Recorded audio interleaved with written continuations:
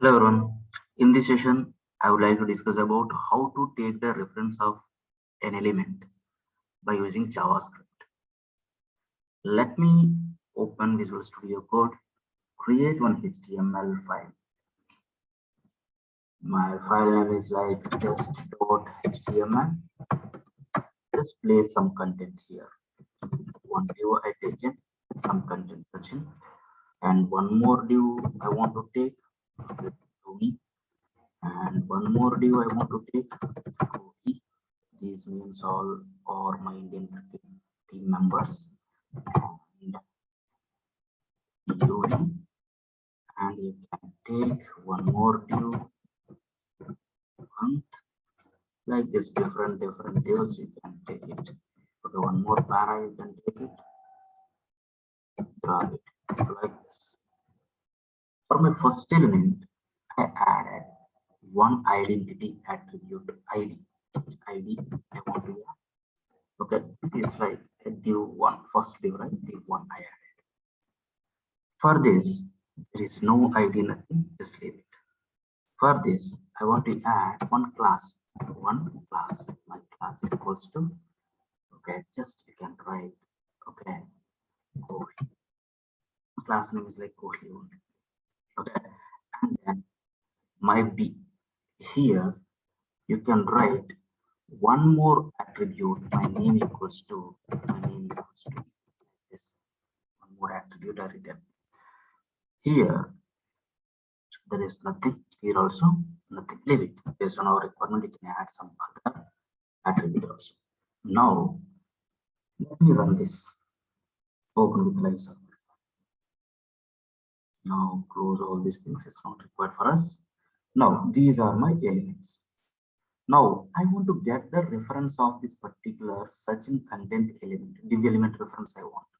Once, why we go for references means if you get an element reference, you can perform any type of operations on that particular element, either get the data or set the data, change the color, change the behavior, whatever the operations you want me to perform dynamically by using JavaScript, you can do it. First of all, you want to perform some operation on one element is nothing but the element is required, right? That element is required. Okay, how I can get the element reference? We are going to discuss in this session. Okay, let me open our developer console tool, console window. Okay, here, this is my console. Here you can write your code. In the elements tab, already we discussed which contains whatever the content is visible to the user, that content related code you can see here. Now, this particular element reference I want. Okay, first, my searching element reference I want. Okay, how I can get means see this. For this particular div, I can see one attribute called as a ID attribute. This is like a unique identity. By using ID attribute, I can get the reference of this particular div. How I can get means in your JavaScript, if you want to get all your DOM elements, how we can get it means one of the object is there given by JavaScript, that is like document object. See this. Inside the document, all your elements you can find it. My element also, my div also, where it is inside the document only or not, so that just you can write like from the document, inside my document, all my DOM elements are there, my element, including my element. So can we get that element by using an ID attribute? How we can get means we have a method called as a getElementById. What is my ID? Check in the here. Div1 is my ID, so that I put like my div1. Yeah, see this. You can get the element reference. Which element you can get? Which element? Div element I got it by using the ID selector or not. Div1. So document is an object which contains all my DOM elements. If you want to get any element reference from this document only, we can get it away because all elements are inside document. Now, next element, different ways are there. For this para, there is no element, there is no ID, there is no class, nothing is there. But tag name is there. Tag name. Tag name also, by using tag name also, we can get the reference of this particular element. But how many tags are there? P tags. 1, 2. Okay. So that first of all get it. My elements are inside my document. I want to get the reference of elements by using tag name. Now see this, my tag name is like para tag. How many paras are there? 2 paras are there. See this. This is my first para and this is my next para, so that which para you want. Okay, which para you want. First para, if you observe here, it's like a array format. If you want to get the element reference, if you want to get the element from that particular array by using index, you can do it or not, so that zero index, so it gives me the Dhoni or not. So my getElementByName always returns me an array of elements. If you want to get it by using index, we can get it, or for loop, you can use it to retrieve the elements from this particular array. Like this, we can get an element reference by using tag name. Now come here. Here, class is there. Say this class. By using class name, we can get this element reference. How we can get it means, say this, my document dot get element by class name. Okay, here, what is my class name here? Say this, my class name is like copy this one, double click on this one. Now it come to the editable mode, then you can copy and paste here. Now say this, only one span is there whose class name is like only, so that it gives me what, only one element inside the array or not. The same class we can apply for multiple elements, so that my get element by class name also returns me what, an array. Once you have an array, how we can get the elements? By using an index or not. Now say this, we can get this span. The next one, name is there, name. Okay, by using name itself, you can get the element reference. Okay, my name is like you. How you can get me is, my document is an object. Document is an object which contains all my documents. Get element by name. Yes, get element by name. What is my name? UV is my name or not? Again, see here, it gives me the list of elements or not. Once you get the list again, okay, see this, it's also one collection list. It's like an array format, you can say. How we can get the elements from the array? By using index or not. Now see, you can get this UV or not.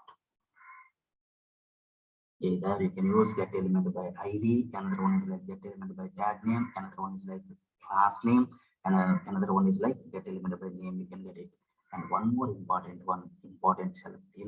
method is there, that is like querySelector is the method. Document dot querySelector is the method.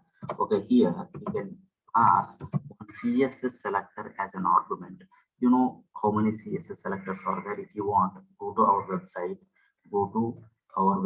See here, the CSS is there, selector spot is there. Otherwise, you can watch our video in CSS. Click here. Okay, these many CSS selectors are there. Either you can use like a tag name selector, or it's like ID selector, or class name selector, first child, last child. Okay, or any one of the selector you can pass here. Now, for example, come to the elements. This is like ID selector. So how we can give that ID selector means hash is representing an ID. See this, we can get this div or not. Okay, for example, if you want like a tag name selector, see this, you can give the tag name here. You can give the tag name selector. This is, but here p tags, how many are there? P tags 1, 2 is there. But my querySelector always gives me the first matching element. But if you want both, that time we have one more method is there to get all the elements, with this selector, that is like querySelectorAll. See this, the difference between querySelector and querySelectorAll is querySelector always gives me the first matching element, with this selector. Two pairs are there, but it gives me the first matching one. If you want to get all matching elements, then that time you can go with the querySelectorAll. It gives me that list. Okay, then whenever you want this first para or second para, then the time you can use like a index, you can retrieve it. Now document dot querySelector. For example, I have a class name is there. Then that time just you can come here. This is my class name. Class, how you can represent by using dot. So you can put like this. Now see, you can get this class name or not.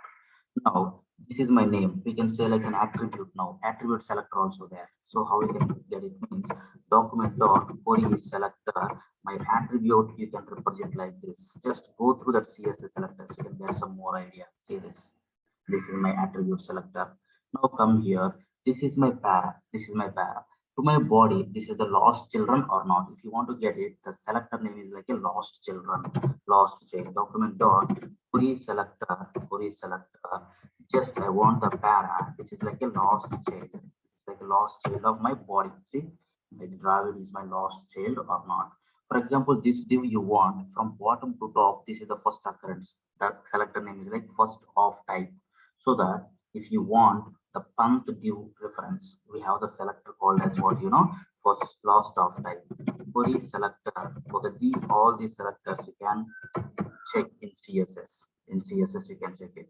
I div first or last of type. Last of type is my selector. See this, you can get this div month or not. Like this, my query selector and my query selector all always takes your CSS selectors as a argument. Thanks guys. Thanks for watching.